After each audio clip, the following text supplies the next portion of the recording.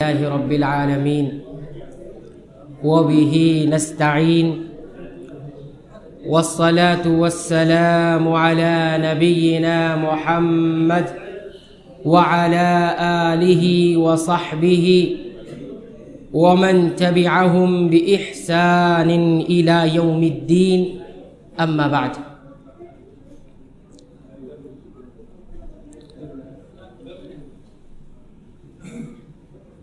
تمام قسم کی حمد و ثنا،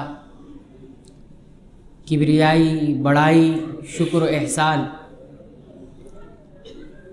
اس اللہ کے لیے ہے جو تمام جہانوں کا اکیلا تنہا پالنے والا ہے، رب العالمین ہے.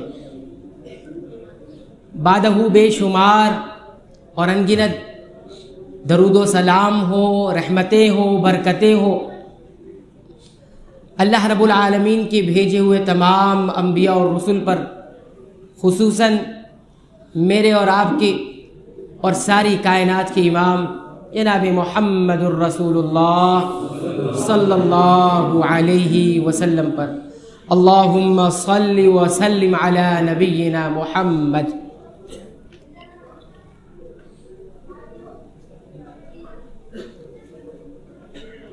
اللہ رب العالمین نے جس توحید کے ذریعے تمام انبیاء کو بھیجا، وہ توحید اصل میں دو چیزوں کا نام ہے. جس عقیدہ توحید کو دنیا والوں کو اللہ رب العالمین نے عطا فرمایا، وہ عقیدہ توحید دو چیزوں کا نام ہے. نمبر ایک علم کا اور نمبر دو عمل کا. ان دونوں کے بغیر عقیدہ توحید مکمل نہیں ہوتا. نہ تو علم کے بغیر توحید مکمل ہوگا، نہ عمل کے بغیر توحید مکمل ہوگا. آئیے اس بات کو قرآن حکیم کی زبانی سن لیتے ہیں کہ قرآن حکیم میں اس بات کو کس انداز میں بیان کیا ہے. پہلی بات کہ توحید علم کا نام. اللہ تعالیٰ فرماتے ہیں، قرآن حکیم سنیے، سورہ طلاق آیت نمبر 12 کے اندر، اعوذ باللہ من الشیطان الرجیم، بسم اللہ الرحمن الرحیم. اللہ الذی خلق سبع سماوات ومن الارض مثلہن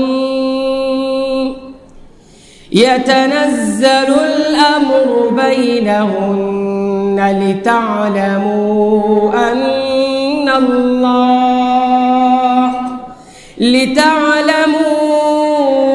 أن الله على كل شيء قدير وأن الله قد أحاط بكل شيء علما. اللہ وہی ہے جس نے 7 آسمانوں کو پیدا کیا، وَمِنَ الْأَرْضِ مِثْلَهُنْ، اور اسی طرح اسی کے مثل زمین کو پیدا کیا. يَتَنَزَّلُ الْأَمْرُ بَيْنَهُنْ، اور انہی دونوں کے درمیان اس کا حکم اترتا ہے. آسمانوں کی پیدائش، زمین کی پیدائش، اور ان دونوں کے درمیان اللہ کیا حکم نازل ہوتا ہے. کیوں پیدا کیا ہے؟ سوال، کیوں پیدا کیا ہے؟ اللہ تعالیٰ فرماتے ہیں لِتَعْلَمُوا أَنَّ اللَّهَ عَلَى كُلِّ شَيْءٍ قَدِيرٌ، تاکہ تم یہ جان سکو کہ اللہ ہی ہر چیز پر قادر ہے، تاکہ تم یہ علم رکھ سکو کہ اللہ ہی ہر چیز پر قادر ہے. اور کیا جان سکو؟ اور کیا جان سکو؟ آگے فرماتے ہیں وَأَنَّ اللَّهَ وقد احاط بكل شيء علما. اور اس بات کو بھی جان سکو کہ اللہ رب العالمین نے ہر چیز کو اپنے علم میں گھیر لیا ہے. معلوم یہ ہوا کہ عقیدہ توحید علم کا نام ہے. زمین و آسمان کی تخلیق اس بات کے لیے ہوئی ہے کہ کائنات والے یہ جان سکے کہ اللہ ہر چیز پر قادر ہے. یہ سیدھی سیدھی تعلیم ہے قرآن حکیم. اور جو شخص کائنات کی تخلیق کا مقصد نہیں جانتا اس کے بارے میں قرآن حکیم کہتا ہے اولئک کالانعام.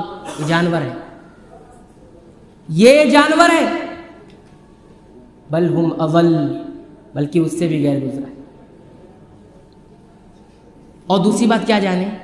دوسری بات یہ جانے کہ اللہ رب العالمین نے ہر چیز کو اپنے علم میں گھیر لیا ہے.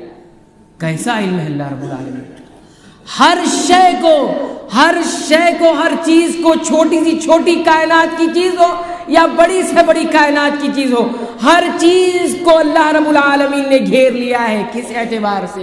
علم کے اعتبار سے. ہے کوئی دنیا میں جس کو چیزوں کا علم مکمل طور سے معلوم؟ اس عقیدہ توحید کا مطالبہ ہے دنیا والوں سے. تو یہ ہو گیا علم. بغیر علم کے عقیدہ توحید نہیں آ سکتا. دوسری بات کیا تھی ہماری؟ عقیدہ توحید نام ہے عمل کا. آئیے وہ بھی سن لیتے ہیں قرآن حکیم کی زبان میں. اللہ تعالیٰ سورہ الذاریات کی آیت نمبر 55 اور 56 میں فرماتے ہیں وَذَكِّرْ فَإِنَّ الذِّكْرَى تَنفَعُ الْمُؤْمِنِينَ وَمَا خَلَقْتُ الْجِنَّ وَالْإِنسَ إِلَّا لِيَعْبُدُونَ. اے نبی آپ ذرا نصیحت کیجیے، ذرا یاد دلائیے ان کو. یقیناً یہ یاد دلانا، یہ نصیحت کرنا ایمان والوں کو فائدہ پہنچائے گا. کیا یاد دلائیے؟ وَمَا خَلَقْتُ الْجِنَّ وَالْإِنسَ إِلَّا لِيَعْبُدُونَ. کہ میں نے نہ تو انسان کو پیدا کیا نہ تو جنات کو پیدا کیا ہے تو اس لیے لیعبدون، تاکہ وہ میری عبادت کرے. معلوم ہوا کہ توحید نام ہے عمل کا. عبادت یعنی عمل اور توحید نام ہے علم کا. یہ دونوں کے بغیر اگر آپ زندگی گزار رہے ہیں تو آپ عقیدہ توحید پر نہیں ہیں. دو چیزیں ذکر ہوئی نا. آسمان کو پیدا کیا، زمین کو پیدا کیا. کھڑے ہو جائیے ایک میدان میں، نگاہ اونچی کیجئے، اٹھائیے سر، نظر آئے گا تو آسمان. نگاہ نیچی کیجئے، نظر آئے گی تو زمین. اور ان دونوں کے درمیان جب نظر دوڑائیں گے تو نظر آئے گا اللہ کا حکم، اللہ کی تقدیر، اللہ کی بنائے ہوئے اصول، اللہ کے بنائے ہوئے قوانین. ان سب کا نام ہے علم. اور یہ اس لیے ہے تاکہ انسان یہ جان سکے کہ اللہ ہر چیز پر قادر ہے. اگر نظر دوڑاؤ اور یہ یقین نہ آئے کہ اللہ ہر چیز پر قادر ہے تو نہیں ہے عقیدہ توحید. نظر دوڑاؤ زمین پر اور اگر یہ عقیدے میں بات نہیں ہے کہ اللہ ہر چیز پر قادر نہیں ہے تو نہیں ہے عقیدہ توحید. اور یہ بات اس لیے ذکر کی جا رہی ہے جیسے جیسے وقت گزر رہا ہے، جیسے جیسے دنیا قیامت کے قریب ہوتی جا رہی ہے، ویسے ویسے فتنے انسانوں کو اپنی لپیٹ میں لے رہے ہیں، ویسے ویسے شر اتر رہے ہیں. بارش کی بوندوں کی طرح، چٹائی کی بنائی کی طرح دلوں پر فتنے اتر رہے ہیں. اور اس فتنوں کا مقابلہ نہیں کیا جا سکتا سوائے کتاب و سنت کے علم کے. لہذا اپنی زندگی کی بنیاد علم اور عمل پر گزارے. اپنی زندگی کی بنیاد علم اور عمل پر گزارے. بغیر علم کے عمل نہیں اور بغیر علم کے عمل نہیں. بغیر علم کے عمل نہیں اور بغیر عمل کے علم نہیں. جو شخص علم کے بغیر عمل کرے گا گمراہ ہوگا. جو شخص بغیر عمل کے علم حاصل کرے گا گمراہ. غیر المغضوب علیہم ولا الضالین. مغضوب علیہم وہ لوگ تھے جنہوں نے علم تو رکھا لیکن عمل نہیں کیا. ولا الضالین، اور ضالین وہ لوگ تھے جنہوں نے عمل تو کیا علم نہیں کیا. بس یہی درس کا خلاصہ ہے میرا. بس یہی درس کا خلاصہ ہے میرا. عقیدہ توحید علم اور عمل کا نام ہے. نہ تو علم سے کورے بنو نہ عمل سے کورے بنو. اس مختصر سی تمہید کے بعد جیسا کہ آپ کو بتایا گیا کہ میرا جو موضوع ہے وہ ہے شیطان اور اس کی چالیں.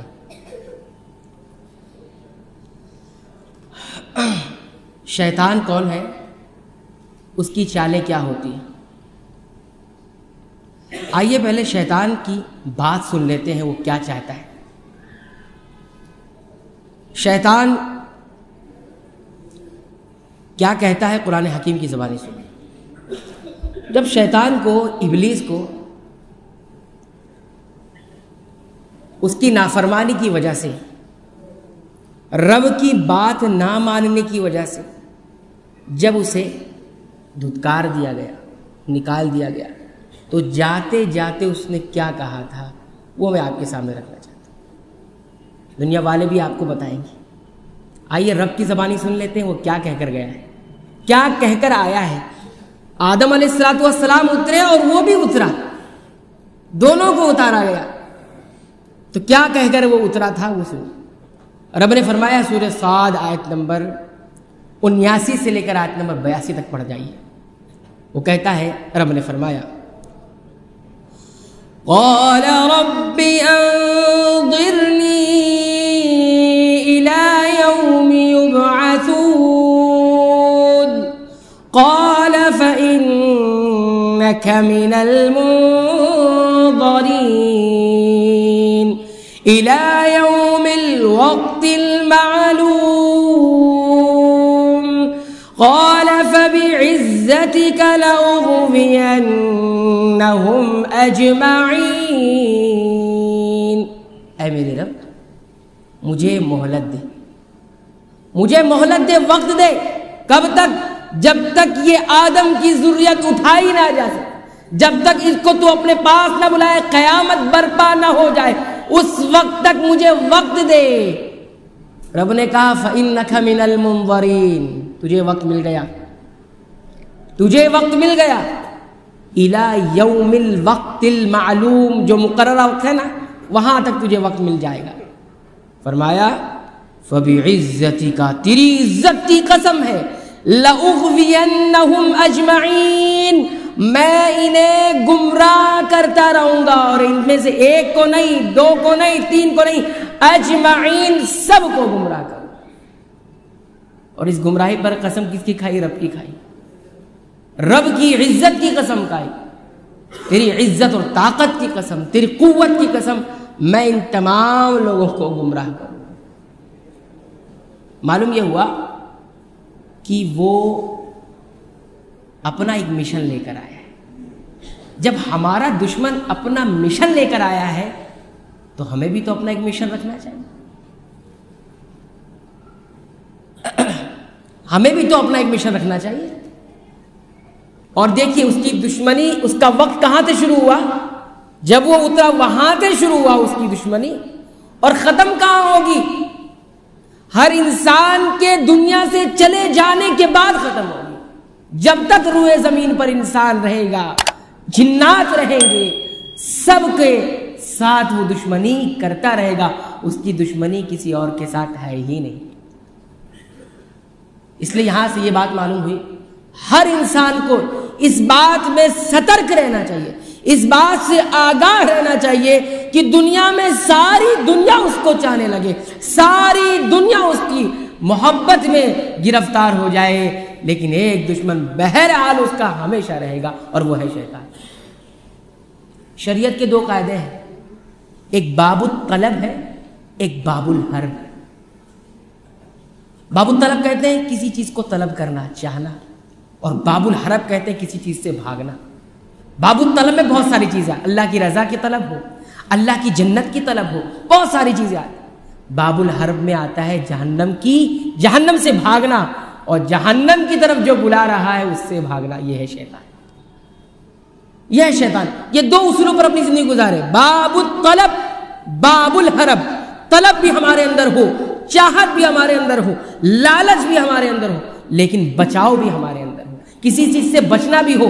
صرف طلب ہی طلب میں جائیں گے تو مومن نہیں کہلائیں گے، اور صرف حرب بھاگ کے جائیں گے تو بھی مومن نہیں کہلائیں گے۔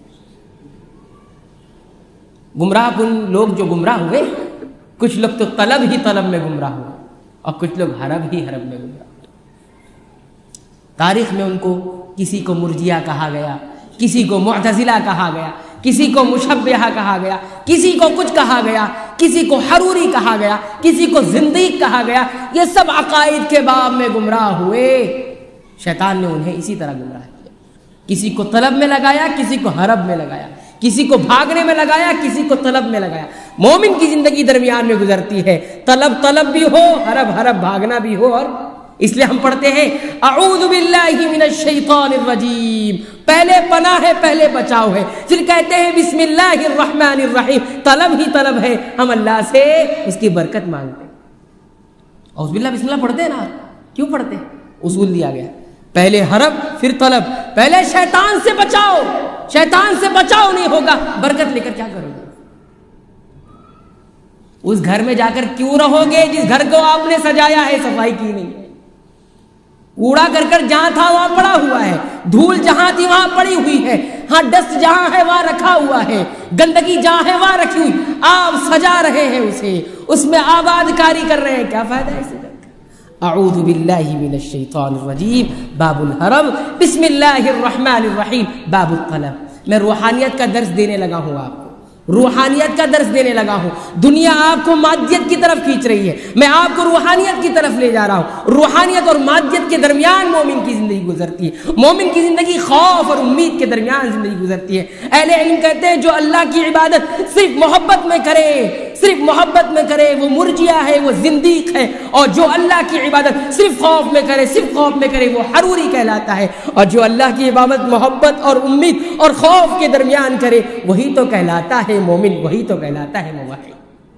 ہمارے عقیدے میں اعتدال ہے، ہمارے عقیدے میں درمیانہ ہے، ہمارے عقیدے میں وسط ہے، ہمارے عقیدے کے درمیان بیانہ روی ہے، نہ ادھر ہے نہ ادھر ہے، ہماری گاڑی درمیان میں چلتی ہے۔ یہی راستے ہیں شیطان کے بہکانے کے، یہی راستے ہیں شیطان کے بہکانے۔ دوسرے بات سنیے وہ کیا کہہ کر گیا، اب یہ سنیے، یہ آیت بڑی ہی دلوں کو دہلا دینے والی ہے۔ اس کے بارے میں اللہ نے فرمایا، جب اس نے کہا کہ مجھے مہلت دے جب تک تو انہیں اٹھائے نا، یعنی ذریت آدم کو، اور مجھے مہلت ملے، تو پھر کیا جواب آیا اس کا؟ رب فرماتا ہے قال فبما اغويتني لأقعدن لهم صراطك المستقيم۔ تو نے مجھے گمراہ کیا تو اب میں بھی کیا کروں گا، ان کے لیے تیرے سیدھے راستے پر بیٹھ جاؤں گا۔ لأقعدن، لیکن یہ نہیں کہا بیٹھ جاؤں گا، یہ نہیں کہا بیٹھوں گا، کہا لأقعدن، میں ضرور بھی ضرور بیٹھوں گا۔ جنہیں عربی آتی ہے انہیں بڑا لطف آ رہا ہوگا۔ لأقعدن ایک ہوتا ہے اقعد، میں بیٹھوں گا، لیکن ایک ہوتا ہے لأقعدن، میں ضرور بیٹھوں گا۔ اس میں کوئی شک نہیں کہ میں اس کام کو نہیں کروں گا۔ اور ذکر بھی کس کا ہے؟ کھڑے ہونے کا نہیں، بیٹھنے کا۔ اہل علم نے کہا بیٹھنے کا معنی اس طور پہ بھی استعمال ہوتا ہے کہ کسی کام کا آپ عزم کر لیں اور اس میں کسی قسم کی کوئی سستی، کوئی کاہلی نہیں ہوگی، تب کہتا ہے میں بیٹھ جاؤں گا۔ ایسے بولتے نا ہاتھ پیر نہا دھو کر بیٹھ گیا، یہ بولتے نا نہا دھو کر بیٹھ۔ تو شیطان نے کہا ہم بیٹھ جائیں گے، اور کہاں بیٹھیں گے؟ صراطک المستقیم، رب تیرے سیدھے راستے پر بیٹھ۔ اور اہل علم نے یہ بھی کہا سب راستوں پر نہیں بیٹھتا، وہ ایک راستے پر بیٹھتا ہے، صراطک المستقیم، تیرے سیدھے راستے پر بیٹھوں گا۔ معلوم ہوا کہ اللہ کی طرف ایک ہی راستہ جاتا ہے، ایک ہی صراط ہے، کئی راستے نہیں ہیں، وہ ایک ہی راستے پر بیٹھے گا۔ لوگوں نے یہ بھی پٹی پڑھائی کہ کئی ایک راستے ہیں پہنچنے کا راستہ قرآن حکیم کے مطابق ہی علی صراطک المستقیم۔ اچھا، اسی آیت سے اہل علم نے یہ بھی کہا، کیا کہا؟ یہ کہا کہ شیطان کو بہت زیادہ علم دیا گیا۔ کیسے معلوم ہوا؟ کیسے معلوم بہت زیادہ علم؟ فَبِمَا أَغْوَيْتَنِي، تو نے مجھے گمراہ کیا۔ تو اللہ پر الزام لگایا، اس کو اپنی گمراہی کا علم ہے۔ اسی لیے اہل علم نے کہا کہ شیطان کا کفر جہل نہیں تھا، شیطان کا کفر عناد تھا۔ وہ بغض اور عناد میں اپنا کفر و انکار کیا تھا۔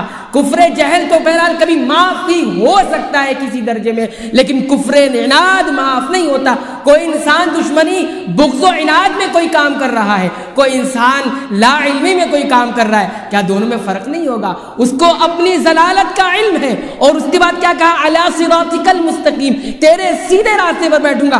گویا اس کو معلوم ہے، علم دیا گیا ہے کہ اللہ کا سیدھا راستہ کون سا ہے۔ معلوم یہ ہوا کہ جو دشمن ہوتا ہے وہ دونوں طرف سے تیاری کرتا ہے، ایک طرف وہ اپنی گمراہی، اپنی جہالت اور اپنے شر کا بھی اسے علم ہوتا ہے، اور ایک طرف دشمن جو اس کا دشمن ہے، اس دشمن کے لیے کیا کیا فائدے والی چیز ہے، کس راہ پر چل کر وہ کامیاب ہو سکتا ہے، اس کا بھی علم رکھتا ہے۔ شیطان اتنا علم کے ساتھ جب گمراہی پر اتر آیا ہے تو بتاؤ میرے بھائیوں، بندوں کو کتنا علم حاصل کرنا ہے؟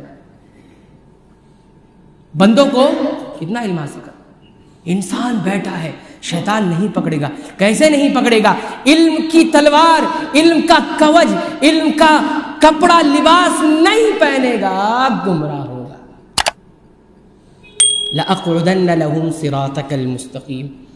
اور پھر اس کا عزم دوسری انداز میں سنیے، قرآن حکیم کیا کہتا ہے؟ اللہ تعالیٰ فرماتے ہیں ثُمَّ لَآتِيَنَّهُمْ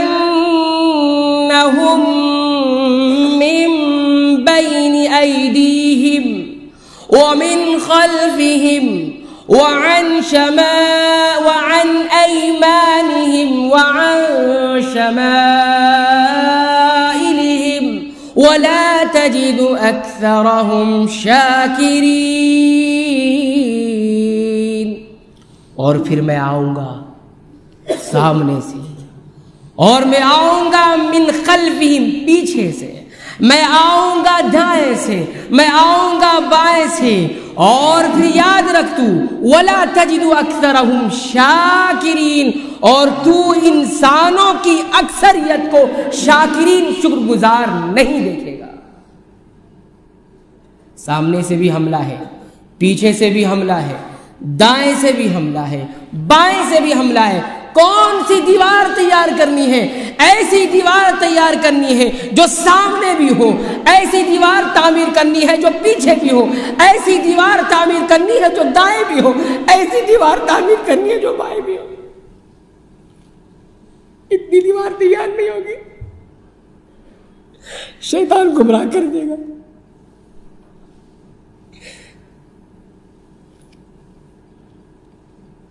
کتنی کوشش کرنی ہے ہم کو؟ کیا ہم نے وہ کوشش کی ہے؟ علم کا راستہ سامنے بھی ہونا چاہیے، علم کا راستہ پیچھے بھی ہونا چاہیے، علم کا راستہ دائیں بھی ہونا چاہیے، علم کا راستہ بائیں بھی ہونا چاہیے۔ اتنی غفلت والی زندگی ہماری نہیں ہونی چاہیے، اتنی غفلت والی زندگی ہماری نہیں ہونی چاہیے۔ جب اس نے ہمارے بابا آدم کو بھی نہیں چھوڑا، ہم کو کیسے چھوڑے گا؟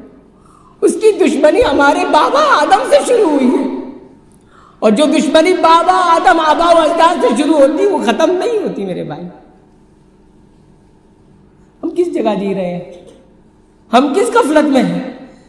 میں جس بیک گراؤنڈ سے بات کر رہا ہوں اس بیک گراؤنڈ کو آپ سمجھ نہیں پا رہے ہیں۔ فتنے کس طرح سے آتے ہیں ابھی اس کی وضاحت بھی میں کروں گا، کس طرح سے شیطان گمراہ کرتا ہے۔ اور پھر اللہ کروڑوں رحمتیں نازل فرمائے، اللہ کروڑوں برکتیں نازل فرمائے۔ مفسر قرآن حضرت عبداللہ ابن عباس رضی اللہ تعالیٰ عنہ، انہوں نے ہم کو معنی بتایا سامنے سے آنے کا کیا مطلب۔ فرمایا سامنے سے آنے کا مطلب ہے وہ آخرت کی طرف سے آتا ہے، آخرت کے بارے میں گمراہ کرتا ہے۔ پیچھے سے آنے کا مطلب ہے وہ دنیا کی طرف سے گمراہ کرتا ہے۔ دائیں سے آنے کا مطلب ہے وہ نیکیوں کے ذریعے گمراہ کرتا ہے، اچھی اچھی باتوں کے ذریعے گمراہ کرتا ہے۔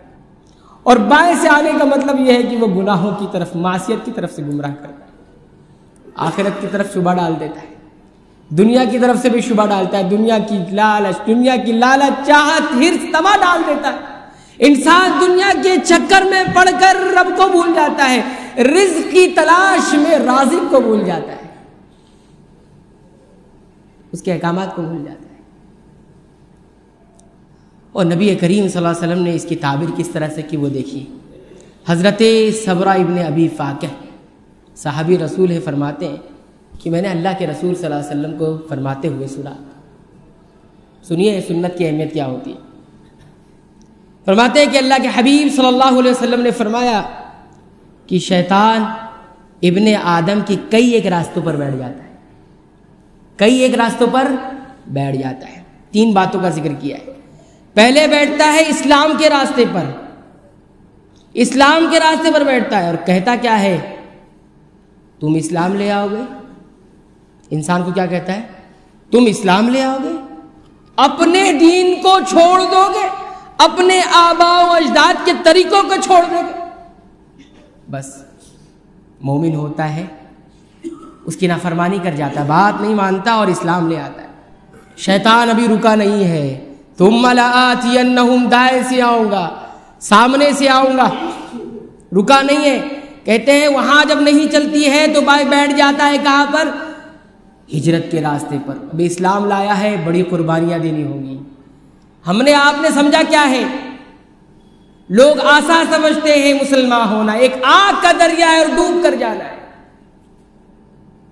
کہا ہجرت کے راستے پر بیٹھ جاتا ہے، چھوڑ دیا نا، ہجرت کے راستے پر بیٹھتا ہے اور پھر کہتا ہے ہجرت کر لو گے، اپنی زمین کو، اپنے وطن کو چھوڑ دو گے، اس آسمان کو چھوڑ دو گے جس آسمان کے نیچے تم نے اپنا بچپن گزارا تھا، اس زمین کو چھوڑ دو گے جس زمین پر تم نے کھیلا تھا، کودا تھا۔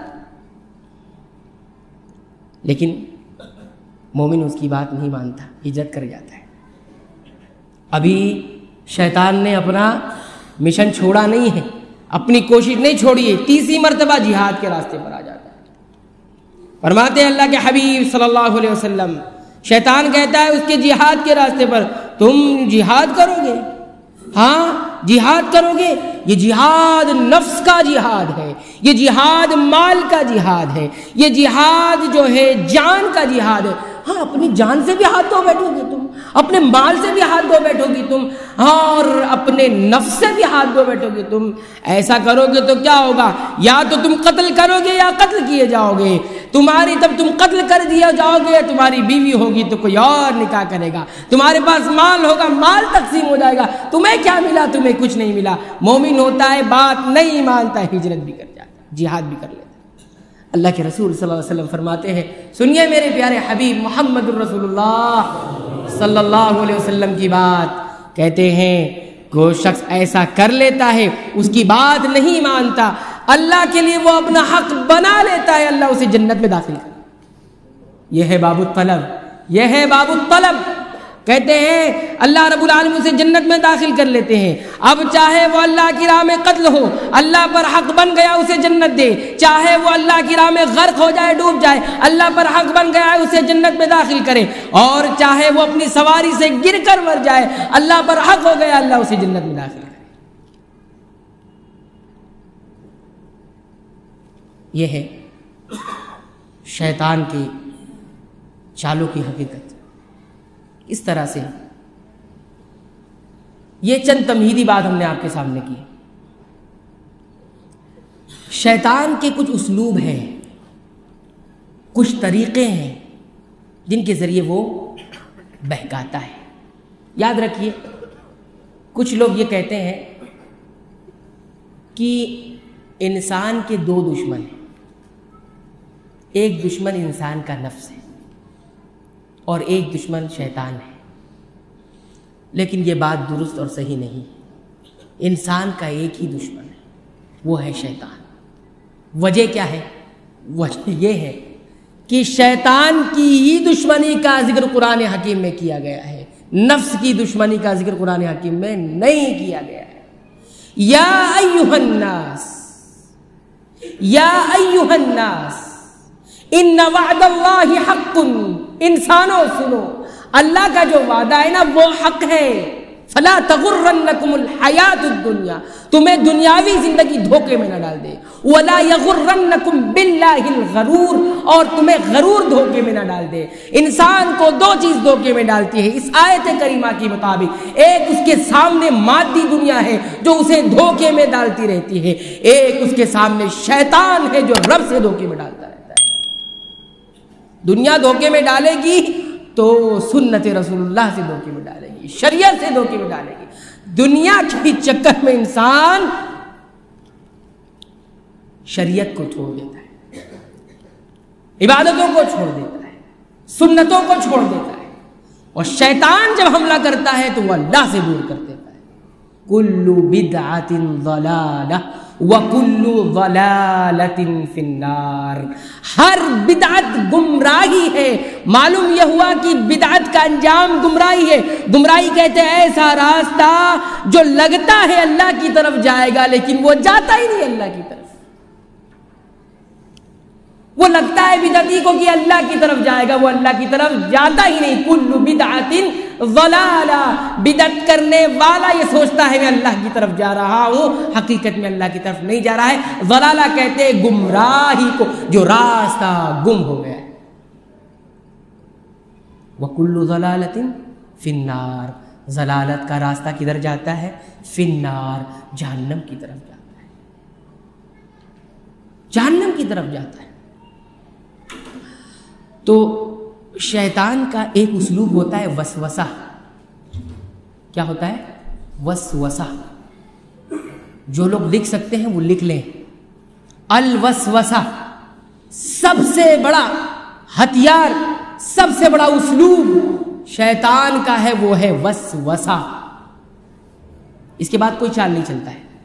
یہ چال جب کامیاب ہو گئی اس کے بعد کوئی چال نہیں چلتا ہے۔ اور اس چال کے بارے میں اہل العلم نے کہا ہی اعظم من مکائد الشیطان، یہ شیطان کی چالوں میں سب سے عظیم ترین چال ہے وسوسہ۔ وسوسہ کسے کہتے ہیں؟ وسوسہ کہتے ہیں، ابن القیم رحمۃ اللہ علیہ فرماتے ہیں، وسوسہ کہتے ہیں ایک پوشیدہ سی آواز، ایک ہلکی سی آواز جو نفس میں پیدا ہوتی ہے، جس کی بنیاد علم نہیں ہوتی۔ بیٹھا ہوا انسان کچھ وسوسہ آ رہا ہے، بیٹھا ہے انسان کو خیالات پیدا ہو رہے ہیں، اور یہ خیالات شیطان کی طرف سے ہوتے ہیں۔ یاد رکھیے شیطان انسان سے کچھ کروا نہیں سکتا، صرف وہ وسوسے ڈالتا ہے، صرف وہ وسوسے ڈالتا ہے، اور وسوسے کبھی کبھی شیطان کی جانب سے ہوتے ہیں، جیسا کہ قرآن حکیم میں بتایا گیا، بابا آدم اور اما حوا کو وسوسے ڈالا، فوسوس لهما الشیطان لیبدی لهما ما اوری عنہما من سوآتہما، بابا آدم اور اما حوا علیہم السلام کو وسوسے ڈالا اور انہیں جو ہے پھل کھلا دیا، درخت کے قریب لے جائے۔ کبھی کبھی وسوسے انسان کی طرف سے، جنات کی طرف سے بھی ہوتی ہے۔ سورہ الناس پڑھتے ہیں نا، اللہ نے کیا فرمایا؟ من شر الوسواس الخناس الذي يوسوس في صدور الناس من الجنة والناس، اس وسواس کے شر سے پناہ چاہتا ہوں جو وسوسے ڈالتا ہے، خناس ہے جو وسوسے ڈالتا ہے، اللہ کا ذکر ہوتا ہے بھاگ جاتا ہے، آتا ہے وسوسے ڈالتا ہے، اللہ کا ذکر ہوتا ہے بھاگتا ہے، اور وہ سینوں کے اندر وسوسے ڈالتا ہے، اور وہ انسانوں میں سے بھی ہوتا ہے، جناتوں میں سے۔ تو کبھی کبھی یہ وسوسے ادھر سے بھی آتے ہیں، اور کبھی کبھی وسوسے نفس کی طرف سے، ہے تو شیطان ہی ڈالنے والا، لیکن کبھی استعمال نفس کو کرتا ہے، کبھی استعمال انسانوں کا کرتا ہے، اور کبھی خود بھی کرتا ہے۔ ابھی قرآن حکیم پڑھیں گے نا تو آپ کو قرآن حکیم میں یہ نہیں کہا گیا شیطان کی پیروی نہیں کرو، پڑھ لیجیے قرآن حکیم، شیطان کی پیروی کرنے کے لیے منع نہیں کیا، پھر کس کی پیروی کرنے کے لیے منع کیا؟ لا تتبعوا خطوات الشیطان، کیا؟ شیطان کی نقش قدم کی پیروی مت کرو۔ اب میں قرآن حکیم کا اعجاز بتانے چلا ہوں، قرآن حکیم کا اعجاز بتانے چلا ہوں۔ لا تتبعوا خطوات الشیطان، تم شیطان کے خطوات کے پیچھے مت چلو۔ یہ تو کہا جا سکتا تھا تم شیطان کی پیروی مت کرو، یہ نہیں کہا گیا۔ شیطان دشمن بن کر سامنے آتا ہی نہیں، وہ چال چلتا ہے، وہ خطوات ہوتے ہیں جس پر چلانا چاہتا ہے۔ اہل علم نے دو باتیں کی ہیں، خطوات سے مراد کیا ہے؟ خطوات سے مراد یہ ہے وہ چالیں چلتا ہے، چال کوئی سمجھ نہیں پاتا، علم نہیں ہے تو چال نہیں سمجھ پائے گا، وہ عالم سمجھتا ہے۔ شیطان کی چالیں کو علم رکھنے والا سمجھتا ہے۔ دوسری بات یہ بتائی گئی ہے کہ خطوات سے مراد یہ ہے کہ شیطان یک بارگی نہیں گمراہ کرے گا، دھیرے دھیرے دھیرے گمراہ کرے گا۔ پہلے اچھی چیزوں پر لے آئے گا، پہلے اچھی چیزوں پر لے آئے گا، دھیرے دھیرے غلط چیزوں پر لے آئے گا۔ چیزیں بڑی اچھی لگ رہی ہیں، یہ اچھی لگ رہا ہے، وہ اچھا لگ رہا ہے، دھیرے دھیرے دھیرے پھر گمراہی کی طرف لے۔ سوچے ایک بار میں ایک دن گمراہ ہو جاؤ گے، نہیں ہوگا۔ اور اس کی کوشش کہاں تک جاتی ہے؟ آخری دم تک جاتی ہے، بلکہ موت کے لمحات تک، بلکہ موت کے لمحات میں میرے بھائیوں اس کی کوششیں بڑھ جاتی ہیں۔ قرآن نماز پڑھتے ہیں نا، نماز میں تشہد میں جاتے ہیں، تشہد میں ایک دعا کرتے ہیں، کون سی دعا ہے؟ اللہم انی اعوذ بک من عذاب القبر ومن فتنة المسیح الدجال ومن فتنة المسیح الدجال ومن فتنة المحیا والممات۔ مختلف الفاظ سے یہ دعا ثابت ہے۔ اے اللہ میں تیری پناہ چاہتا ہوں کن کن فتنوں سے؟ عذاب کے قبر کے فتنوں سے، مسیح دجال کے فتنے سے، اور کس چیز کی فتنے سے؟ فتنۃ المحیا، زندگی کے فتنے سے، والممات، اور موت کے فتنے سے، موت کے فتنے سے۔ یہ موت کا فتنہ کیا ہے میرے؟ موت کا فتنہ کیا ہے؟ موت کے لمحات میں بھی شیطان پہنچتا ہے وہاں پر ورگرانے کی کوشش۔ غالباً امام احمد بن حنبل رحمہ اللہ کی جب طبیعت خراب ہو گئی، آخری وقت آ گیا، دیکھا ان کے کمرے سے آواز آ رہی ہے، ہٹ جا، میں گمراہ نہیں ہونے والا، میں گمراہ نہیں ہونے والا۔ لوگوں پہنچے، یہ کس سے آپ باتیں کر رہے ہیں؟ آپ کو تو یہاں کوئی نظر نہیں۔ کہا شیطان وسوسے ڈال رہا ہے، شیطان وسوسے ڈالتا ہے یہاں بھی گمراہ کرنے کو۔ ایک عالم نہیں بچ سکا تو ہم کہاں سے بچیں؟ یہ دعا کچھ بتاتی نہیں آپ کو، یہ دعا ہمیں کچھ سکھاتی نہیں ہے۔ نبی کریم صلی اللہ علیہ وسلم کا فرمان ہمیں کچھ سکھاتا نہیں ہے۔ جس جگہ جو چیز سکھائی میرے بھائی، اس سنت کی وہ عظمت ہے کہ وہاں کچھ سکھاتی ہے وہ۔ اور اہل علم نے سنت کی عظمت پر یہ بات کہی ہے کہ آپ دنیا کے سارے مصنفین کی کتاب اٹھا لاؤ، مصنفین اور رائٹر کی کتاب اٹھاؤ، 1000 صفحے کی کتاب اٹھاؤ، پڑھیے 1000 500 صفحات مطالعہ کر لیجئے۔ جو علم آپ کو نبی کریم صلی اللہ علیہ وسلم کی ایک سطر کی، ایک کلمے کی حدیث میں ملے گا، وہ 1000 صفحے کی کتاب میں نہیں ملے گا۔ اس لیے کہ السنت وحی من اللہ، یہ سنت وحی ہے اللہ رب العالمین کی طرف سے۔ جہاں قرآن حکیم وحی ہے، وہی سنت رسول اللہ بھی وحی ہے۔ میرے بھائی، قرآن حکیم کی بات سنو، محمد الرسول اللہ صلی اللہ علیہ وسلم کی بات سنو۔ ہر وہ بات جس کی بنیاد قرآن حکیم نہ ہو، جس کی بنیاد سنت رسول اللہ صلی اللہ علیہ وسلم نہ ہو، وہ بات میں خیر نہیں ہو سکتا سوائے شر کے۔ تو یہ وسوسہ کئی ایک جانب سے ہوتا ہے۔ وسوسہ شیطان کا علم میں ہوتا ہے، اور وسوسہ شیطان کا عمل میں ہوتا ہے۔ علم سے مراد اعتقاد میں، ان علم کا وسوسہ کہاں ہوتا ہے؟ اعتقاد میں ہوتا ہے۔ اور اسی طرح شیطان کا وسوسہ عمل میں کہاں ہوتا ہے؟ عبادات میں ہوتا ہے اور معاملات میں۔ یہ دونوں فرق رکھیں۔ اور ابلیس شیطان جب بہکاتا ہے، اس کے کچھ اسٹیپ ہے، کچھ مراحل ہے، وہ مراحل بھی یاد کر کے جائیں، وہ مراحل یاد کر کے جائیں، اور جو لکھ سکتے ہیں وہ لکھ لیں، نوٹ کر لیں۔ ابن القیم رحمۃ اللہ علیہ کہتے ہیں کہ شیطان جب اپنے گمراہ کرنے کی جب مشن شروع کرتا ہے تو سب سے پہلے جو گمراہ کرنے کی کوشش کرتا ہے وہ ہے انسان کا عقیدہ خراب کرتا ہے، یعنی کفر میں سب سے پہلے کفر، شرک اور اللہ اور اس کے رسول سے دشمنی، یہ 4 چیزیں کرتا ہے۔ گمراہ کے لیے شروعات کہاں سے کرتا ہے؟ کفر، شرک، اللہ اور اس کے رسول سے دشمنی۔ جس کے اندر کفر آ گیا شیطان ہاتھ جھاڑ لیتا ہے، جس کے اندر شرک آ گیا شیطان ہاتھ جھاڑ لیتا ہے، جس کے اندر اللہ اور اس کے رسول سے دشمنی آ گئی شیطان ہاتھ جھاڑ لیتا ہے۔ اب اس پہ محنت کرنے کی ضرورت نہیں ہے، پہلا اسٹیپ۔ لیکن شیطان اس پہلے مرحلے کے بعد خاموش نہیں ہوتا ہے، اگر اس میں کامیاب نہیں ہوا کہتے ہیں اس کے بعد وہ دوسرا اسٹیپ اپناتا ہے۔ وہ دوسرا اسٹیپ کیا ہے میرے بھائیوں؟ موحد انسان ضرور بتائے گا وہ دوسرا اسٹیپ کیا ہوگا۔ وہ انسان کو سنت سے ہٹا کر بدعت پر لگاتا ہے۔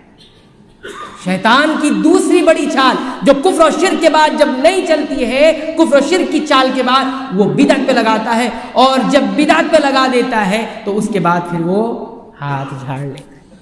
لیکن اگر بدعت پر بھی انسان نہیں گیا، بدعت پر بھی نہیں لگا، تو تیسری چال کیا چلتا ہے؟ غور سے سنیے میرے بھائیوں، وہ ہے بڑے بڑے گناہوں کی طرف لے جاتا ہے انسان۔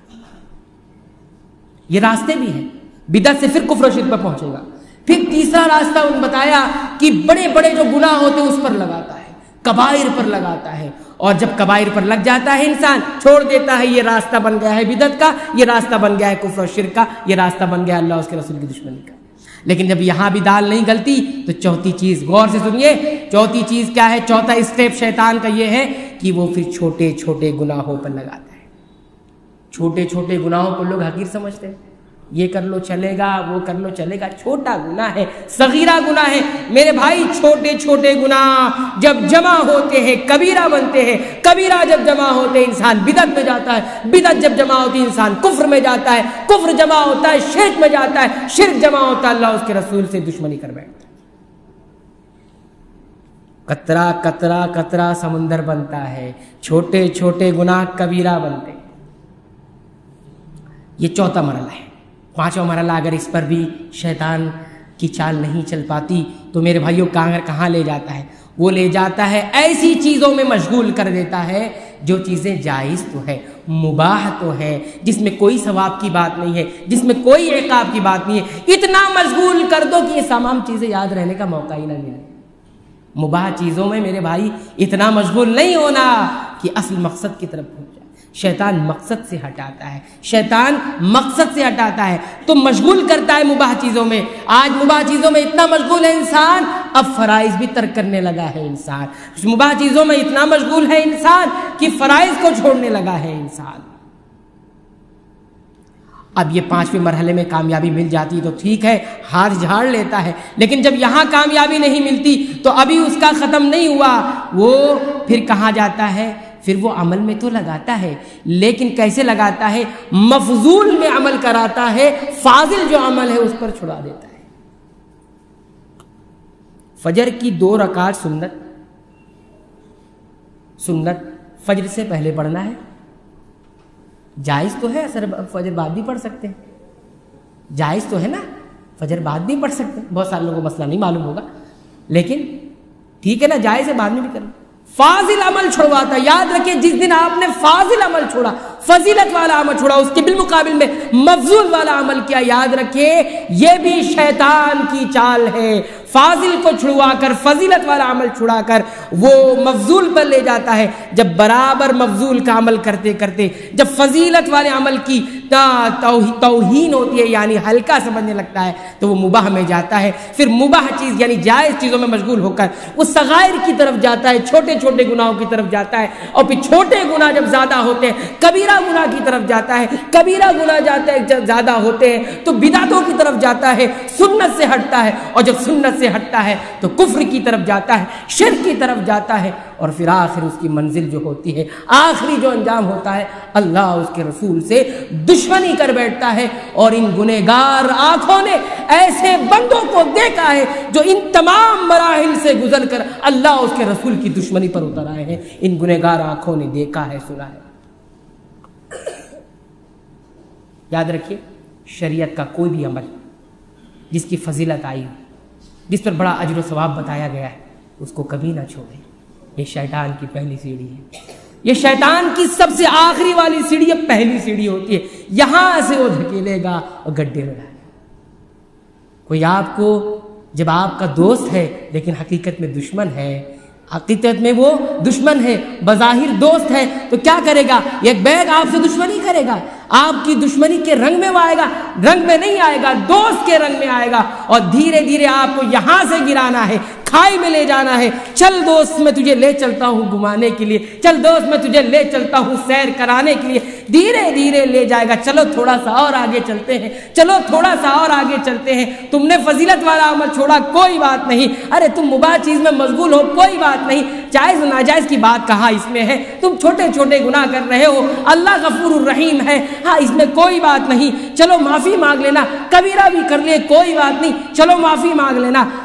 بدعت کر رہے ہو تو بدعت میں تو سمجھ ہی میں نہیں آتا کہ یہ گناہ ہے، پھر اس طرح سے لے جا کے ڈھکیل دیتا ہے، انسان گر جاتا ہے۔ ان الشیطان لکم عدو مبین، قرآن حکیم کی یہ آیت ہمیشہ اپنے سامنے رکھیے کہ سنو انسانوں، شیطان تمہارا ہی دشمن ہے۔ میں نے یہ ترجمہ نہیں کیا کہ شیطان تمہارا دشمن ہے، میں نے ترجمہ کیا ہے شیطان تمہارا ہی دشمن ہے، اس لیے کہ رب نے یہ نہیں کہا ان الشیطان عدو لکم، بلکہ رب نے یہ کہا ہے ان الشیطان لکم عدو مبین، شیطان تمہارا ہی دشمن ہے۔ جو عربی سمجھتا ہے اسے اندازہ ہوگا، جو عربی کی باریکی جانتا ہے اسے لطف آئے گا کہ جب کوئی چیز کسی چیز میں جا کر محصور ہو جاتی ہے، انسان یہ سمجھ لے دشمن میرا یہی ہے، اپنی ساری قوت، ساری انرجی، وہ ساری طاقت اسی ایک آدمی کی دشمنی پر لگائے گا، اور رب نے کہا یہ شیطان تمہارا ہی دشمن ہے، تو ساری انرجی کی اسی شیطان، اسی انسان کی دشمنی پر لگی۔ میرے بھائیو، شیطان ہمارا میں نے اتنے مراحل، کیونکہ وقت کم تھا اس وجہ سے میں نے اختصار کے ساتھ یہ باتیں ذکر کی ہے۔ اگر شیطان سے بچنا چاہتے ہیں بس چند منٹ میں وہ جو بچنے کے جو ذرائع ہیں وہ بتا دوں، کیونکہ باب پھر ختم نہیں ہوگا، باب الطلب کے باب الحرب، باب الحرب کے بعد باب الطلب پھر نہیں ہوگا، اس لیے سن لیجئے، آپ کثرت سے اللہ کا ذکر کریں، سبحان اللہ، الحمدللہ، اللہ اکبر، لا حول ولا قوة الا باللہ، اللہم انی اعوذ بک من الشیطان، استغفر اللہ الذی لا الہ الا ہو، الحی القیوم واتوب الیہ۔ جتنے اذکار ہیں دوام کے ساتھ کریں، یہ دوام ذکر اللہ کا شیطان کو ایسا بگائے گا کہ آپ کے قریب بھی نہیں پہنچ سکتا۔ پہلی چیز۔ دوسری چیز یہ ہے کہ خیر اور علم کی مجلسوں میں شریک ہو، خیر اور علم کی مجلسوں میں شریک ہو۔ آج ہمیں بلانا پڑتا ہے، آج ہمیں لانا پڑتا ہے، آؤ بھائی آؤ، مجلس لگی ہے، آؤ بھائی پروگرام ہے۔ نہیں میرے بھائی، جتنا دور علم کی مجلسوں سے جاؤ گے، جتنا دور خیر کی مجلسوں سے، گیدرنگ سے جاؤ گے، اتنا شیطان کی چنگل میں پھنسو گے۔ شیطان کو سب سے زیادہ نفرت جس چیز سے ہے وہ کتاب و سنت کا علم ہے، وہ کبھی نہیں چاہتا کہ انسان کتاب و سنت کا علم حاصل کرے، اور بدبخت ہے اس زمانے کی، اس دور کی بدبختی یہ ہے کہ لوگ ایسے پیدا ہو گئے کہ علم کی راستے سے لوگوں کو دور کرتے ہیں۔ ایسے داعیے، جہنم کی طرف بلانے والے داعی آ گئے، کہتے ہیں اللہ کا شکر ہے کہ تم علم نہیں حاصل کرتے، اگر علم حاصل کر لو تو گمراہ ہو جاؤ۔ میرے بھائی، علم کی اہمیت اتنی ہے کہ ایک کتا جو نجس جانور ہے، اگر اس کو علم دے دیا جائے تو رب کا قرآن کہتا ہے کہ اس کا شکار بھی جائز ہے، اگر بسم اللہ پڑھ کے کہہ دیا۔ قلب معلم جسے شریعت میں کہا جاتا ہے، ہاں، اس کا شکار کر کے لایا ہے تو معلم، ٹرینڈ کیا ہوا کتا، جس کو علم سکھا دیا گیا ہو، جسے علم بتا دیا گیا ہو، اس کی بھی اہمیت بڑھ جاتی ہے۔ اور یہاں انسانوں کو یہ بتایا جا رہا ہے علم نہ حاصل کرو، گمراہ ہو، یہ داعی الی النار ہے۔ تو یہ میں نے آپ کو بتایا کہ علم کی مجلسوں سے قریب رہیں، اس میں حاضر ہو، لہو و لعب کی باطل مجلسوں میں، غفلت کی مجلسوں میں، کھیل کود کی مجلسوں سے دور رہو۔ اور تیسری چیز جو ہے وہ یہ کہ اللہ کی توحید پیدا کریں، جو توحید میں نے شروع میں بیان کی، اس توحید کو لائے، علم اور عمل والی توحید لائے، اللہ پر بھروسہ کریں، اس سے کٹے نہیں، اپنی ساری عبادتوں میں اخلاص پیدا کریں۔ اخلاص کہتے ہی ہے غلط چیزوں میں چھانٹ کر ایک اچھی چیز لے آنا، اپنے سارے دلوں کو صاف کر کے اللہ کی طرف لگا دینا، یہی تو اخلاص ہے، یہی اخلاص ہے۔ اور یاد رکھیں نیت کا معاملہ بہت سنگین ہے۔ حضرت سفیان ثوری کہتے ہیں جتنی محنت مجھے کسی اور عمل میں کرنی نہیں پڑی، اس عمل پر سب سے زیادہ کرنی پڑی کہ میں اپنی نیت کو جو ہے بناتے بناتے تھک گیا، میں ہار گیا۔ مجلس میں جب وہ درس دیتے تھے درس حدیث، تو کبھی کبھی درس دیتے ہوئے اچانک اٹھ کر چلے جاتے، لوگوں نے دیکھا یہ اٹھ کر کیوں چلے جاتے ہیں، طلبہ نے دیکھا اٹھ کر کیوں چلے جاتے ہیں، کہتے ہیں کیوں آپ چلے جاتے ہیں؟ جب ہم سننے کے موڈ میں آ جاتے ہیں، جب ہم پر آپ کی گفتگو کا سحر طاری ہونے لگتا ہے تو آپ کیوں اٹھ کر چلے جاتے ہیں؟ کہتے ہیں شروع کیا تھا اللہ کی رضا کے لیے، شروع ہوئی تھی اللہ کی رضا کے لیے، علم دینے کے لیے، لیکن میں سوچتا ہوں کہیں کرتے کرتے میرے نفس کے اندر اس نفس کی خواہش نہ آ جائے، میں بڑی اچھی تقریر کر لیتا ہوں، میں اچھی بڑی گفتگو کر لیتا ہوں، میری تقریر کا جادو دیکھو کیسے چل رہا ہے، لوگ سحر زدہ ہو گئے ہیں، لوگ پورے سننے کے موڈ میں آ چکے ہیں، تو کہیں یہ میرا نفس اس میں داخل نہ ہو جائے۔ میرے بھائی اسی محنت کے لیے میں جانتا ہوں، کہاں تک صحیح کروں گے؟ اتنی محنت اس پر کرنی ہے۔ تو شیطان نے یہ خود تعبیر ان عبادی لیس لک علیہم سلطان الا من اتبعک من الغاوین، کہ تیرے اس بندوں پر جو مخلص ہوں گے میری چال نہیں چلے گی۔ اللہ رب العالمین سے دعا ہے کہ جو باتیں یہاں ٹوٹے پھوٹے الفاظ میں نے کی ہے، رب العالمین اس میں کوئی کمی، کوئی کوتاہی، کوئی نقص رہ گیا، اور رب العالمین میرے نفس اور شیطان کی جانب سے ہوگا، رب العالمین تو معاف فرما دے، درگزر فرما دے۔ لیکن جو باتیں حق ہیں، کتاب و سنت کے مطابق ہے، صحابہ کرام کے فہم اور منہج کے مطابق ہے، رب العالمین تمام باتوں کو یاد رکھنے کی توفیق عنایت فرما۔ رب العالمین تو ہمیں شیطان کے چالوں سے بچا لے، رب العالمین تو شیطان کو پہچاننے کی توفیق عنایت فرما۔ رب العالمین ہمارا ایک ہی دشمن شیطان ہے، رب العالمین تو اس سے ہمیں محفوظ رکھ۔ تیرے پناہ کے بغیر کوئی پناہ نہیں، تیری پناہ کے بغیر کوئی پناہ نہیں، دنیا والے ہمیں پناہ نہیں دے سکتے اگر تو پناہ نہ دے، صرف تیرے ہی رحمت کا سہارا ہے، تیرے ہی فضل کا سہارا ہے۔ ہم اپنی توحید کا واسطہ دیتے ہیں، ہم سنت رسول اللہ صلی اللہ علیہ وسلم پر چلنے کا واسطہ دیتے ہیں۔ رب العالمین تو ہمیں شیطان کی چالوں سے بچا، شیطان کی چالیں رب العالمین بہت خطرناک ہے، تو ہی حفاظت کرے گا تو حفاظت ہوگا۔ رب العالمین ہم جب تک جئیں ایمان، اسلام، اعمال صالحہ، صبر و استقامت و دعوت اللہ پر جئیں، جب اس دنیا سے جائیں اسلام پر جائیں، اعمال پر جائیں، اعمال صالحہ پر جائیں، صبر و استقامت و دعوت اللہ سے اس دنیا سے جائیں۔ آمین تقبل یا رب العالمین، وآخر دعوانا الحمد للہ رب العالمین۔